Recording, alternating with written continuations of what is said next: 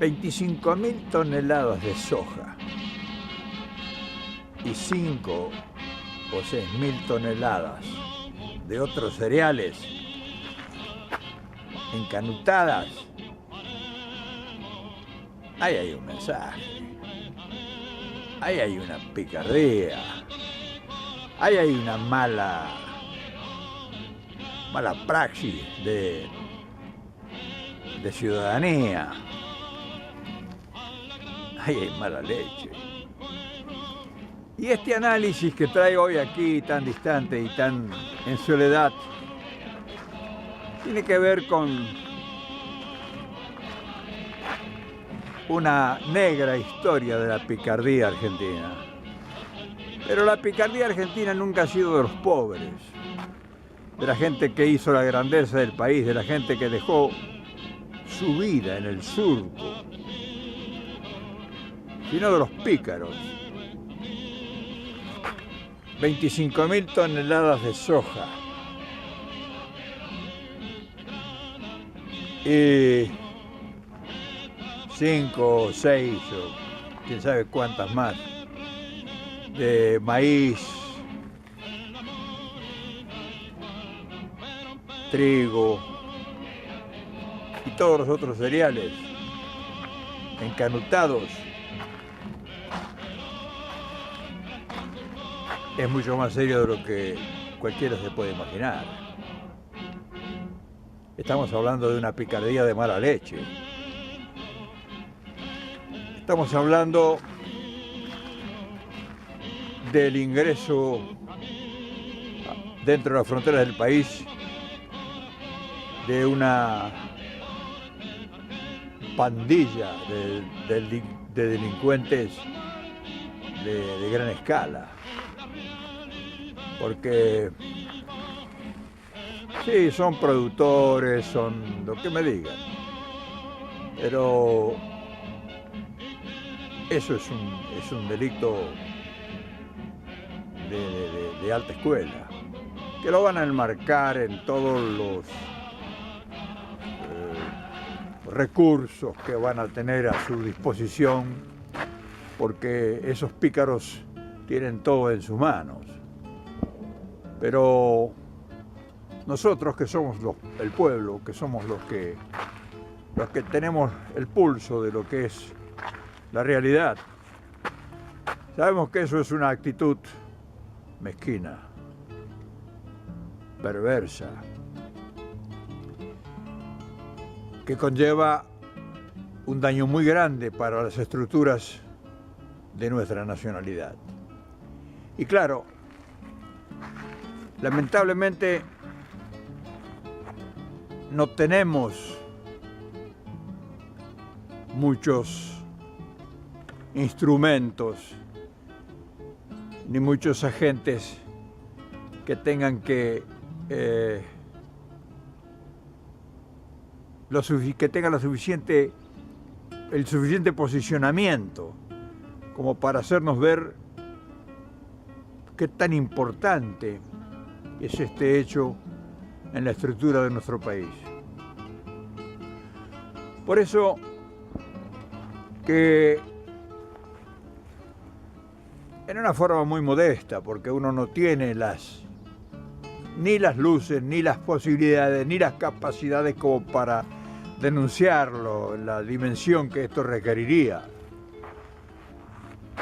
Pero sí es bueno ponerlo en perspectiva para que nuestra gente, que hay muchos con muchas capacidades dentro del peronismo, dentro más que del peronismo, dentro de la línea nacional, ya que sobrepasa el peronismo. Hay mucha gente muy capaz y muy bien inspirada en otros movimientos nacionales que no tienen mucha afinidad con el peronismo, pero que no le pueden negar al peronismo el posicionamiento de lo nacional que tiene tan firme y tan definido.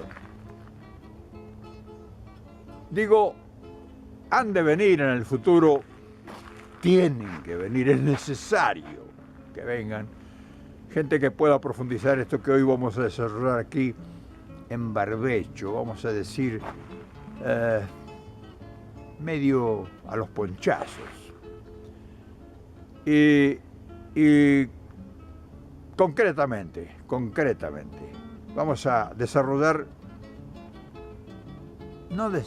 sino a recordar algo que fue muy importante y que fue una de las causas de la caída del gobierno de Perón, del gobierno legítimamente constituido en 1955. Y voy a pasar a contar exactamente en detalles cuál fue esa causa principal. Perón, durante su gobierno, tuvo el cuidado de rodearse de gente muy capaz, muy inteligente, muy capaz, y que sabía o entendía el plan que traía el general. Uno de esos hombres, muy poco conocido por los peronistas, fue Francisco Figuerola. Francisco Figuerola, o sea, el gallego Figuerola, como le decíamos los peronistas, era un hombre que había sido uno de los hombres importantes en la planificación del gobierno de Primo de Rivera en España, y que se debió exiliar en Argentina y se unió al peronismo, y fue uno de los hombres claves en la planificación económica del peronismo. Figuerola, con una idea del general, que era la idea de cómo se podía hacer para controlar el flujo de los piratas, de la sociedad rural y todo eso, le diseñó un plan estratégico a la idea de Perón. La idea fue del general, pero el que instrumentó el plan fue el gallego Figuerola. ¿Y en qué consistió ese plan? Ese plan fue lo que se llamó el IAPI, Instituto Argentino para la Promoción del Intercambio. O sea, ya Perón había vislumbrado que uno de los secretos para desarrollar el país era escapar a la órbita del dólar. Y claro, la promoción y el intercambio con las naciones amigas o afines a nosotros en la economía, en lo social, en lo político, era una buena oportunidad para desarrollar este proyecto. Eso fue el IAPI. Nosotros le vendíamos directamente política Estado a Estado, sin intermediarios, nuestra producción agrícola, ganadera y todas las otras que se irían adoptando al gran proyecto que significaba el IAPI. ¿Cómo resolvíamos el problema con los buitres internos? O sea, con los acopiadores, que en ese tiempo los más importantes eran Bunge, Bor y Dreyfus, entre otros, pero los más grandes eran ellos. Entonces, Perón ideó el proyecto de que le garantizaba a los productores el valor internacional que pudiera adquirir la cosecha de granos. Es decir, el gobierno le garantiza, el productor le vendía, tenía como único comprador el gobierno nacional. ¿Pero por qué? Y eso es lo que la gente no sabe. ¿Por qué el gobierno se convirtió en el único comprador nacional de la producción argentina? Porque a partir de 1946 los aliados querían que Argentina entrara en el plan Marshall para abastecer al mundo. Y ellos pensaban comprarle toda la producción y le ponían el precio que ellos querían a la producción, como lo hicieron con Brasil y con otros países. O sea, los aliados que habían ganado la Segunda Guerra Mundial se declararon en los únicos compradores mundiales de posguerra y entraban en los países y se llevaban todo por monedas. Ellos eran los dueños de los ferrocarriles, no se olviden, y tenían todas las mejores compañías que trabajaban para ellos. Frente a eso reacciona Perón creando el IAPI y se declara único vendedor mundial de los productos que producía el país. Para eso le garantiza a los productores, o sea, los chacareros, el precio internacional de las cosechas. Pero también le agrega algo que no tenían antes, los créditos por adelantado para que sembraran. Y además de los créditos, les proporcionaba la semilla, que se la pagaban una vez recogida la cosecha. O sea, el gobierno controlaba la producción nacional y el chacarero, el chacarero, el productor en general, se beneficiaba de ese comercio. Si el país ganaba más dinero del que tenía en el momento de sembrar, por ejemplo, vamos a decir, una cosecha se vendía a $100 la tonelada, pero si el gobierno vendía a $120 la tonelada en el momento de que recogían la producción, el gobierno le pagaba al productor la diferencia. Conclusiones. Todos los productores estaban felices de la vida, tenían semillas sin necesidad de invertir dinero, semilla nacional, por supuesto, no Monsanto, ni semilla nacional, que el gobierno le financiaba el trabajo de la tierra, o sea, le financiaba toda la preparación de la tierra, las cosechas, en fin, era una asociación entre el productor y el Estado. Eso fue, en síntesis general, el IAPI. Claro, eliminó a todos los intermediarios. ¿Qué son los intermediarios? Que son esos piratas sinvergüenzas que hoy, asociados con los mismos de entonces, son los que ahora tienen encanutada la cosecha. ¿Por qué lo hacen? Y eso es lo que hay que rescatar. Lo hacen porque tienen concesionados los puertos, tienen concesionado el comercio internacional, no interviene el Estado, explotan a los productores, tienen grandes asociaciones que explotan al productor mediano, tienen los barcos. Nosotros podíamos hacer eso porque éramos dueños de nuestra flota mercante, o sea, producía Perón, o sea, en el tiempo de Perón se producía, y la producción nosotros nos llevamos a nuestros propios barcos, a nuestros propios clientes, y eliminábamos, y esto escúchenlo bien, la órbita de la dependencia del dólar.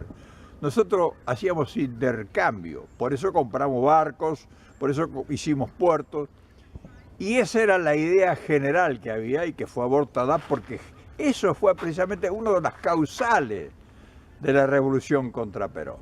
Esto no lo saben muchos peronistas y es necesario que lo aprendan porque a mí no me lo contaron.